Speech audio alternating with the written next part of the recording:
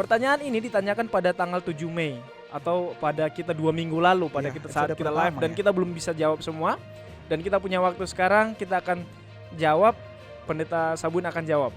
Pertanyaan pertama, Pastor. Dari Simeon dari Cianjur. Wah, lengkap dia nih. Dikasih tahu langsung dia di mana. Oke. Dia tanya seperti ini. Siapakah yang dimaksud Yesus dalam Matius 16 ayat 28? Oke, Matius 16 ayat 28, Pastor. Ketika ia berkata, "Aku berkata kepadamu, sesungguhnya di antara orang yang hadir di sini ada yang tidak akan mati sebelum mereka melihat Anak Manusia datang sebagai Raja dan kerajaannya." Silakan, Pendeta Sabuin. Terima kasih banyak untuk Pak Simeon dari Cianjur. Ayat ini memang dipertanyakan oleh banyak orang dan termasuk ayat yang sulit di dalam Alkitab. Oleh karena kenyataannya Yesus belum datang dengan kemuliaannya dan murid-murid Tuhan Yesus yang 12 orang itu sekarang semua sudah mati. Jadi bagaimana mungkin Yesus katakan kepada murid-muridnya bahwa masih ada yang hidup pada waktu Yesus datang pada kali yang kedua. Nah, sehingga orang datang dengan berbagai macam interpretasi. Yang pertama, ada yang mengatakan bahwa ayat ini maksudnya menunjuk kepada kebinasaan kota Yerusalem tahun 70. Karena kebinasaan kota Yerusalem, menurut pendapat ini, adalah merupakan suatu perumpamaan yang menggambarkan apa yang akan terjadi pada waktu Tuhan Yesus datang dengan segala kemuliaannya. Akan tetapi, kalau kita melihat pada konteksnya, kita boleh bertanya beberapa pertanyaan. Yang pertama, pada waktu Yesus mengatakan kata-kata, "Sesungguhnya di antara orang yang hadir di sini ada yang tidak akan mati sebelum mereka melihat Anak Manusia datang." Kira-kira siapa yang hadir di sana pada saat itu? Sehingga di antara mereka ada yang tidak akan mati dan akan melihat kedatangan Anak Manusia datang sebagai Raja dalam kerajaannya.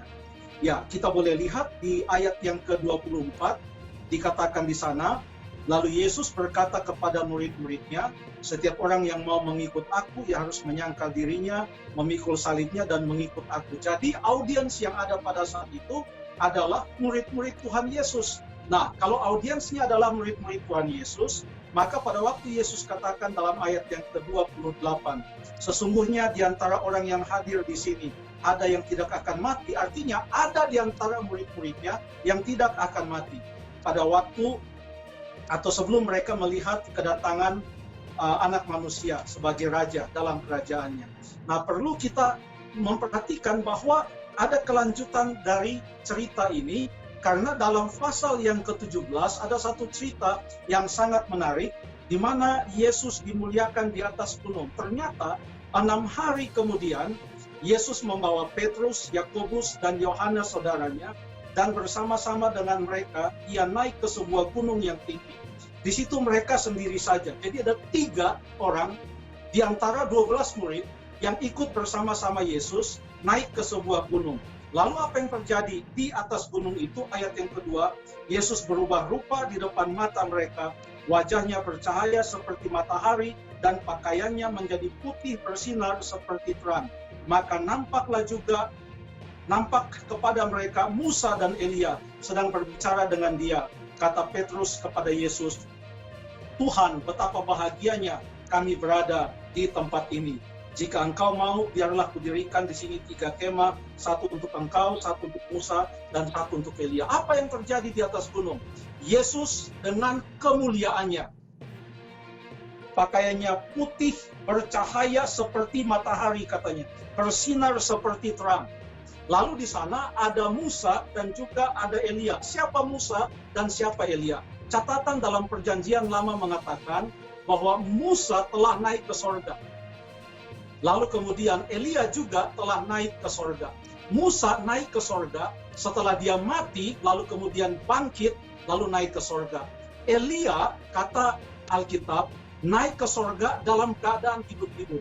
Ada 2 golongan atau kelompok manusia yang digambarkan oleh Musa dan Elia. Nah, perhatikan, apa yang akan terjadi nanti pada waktu kedatangan Tuhan Yesus yang kedua kali.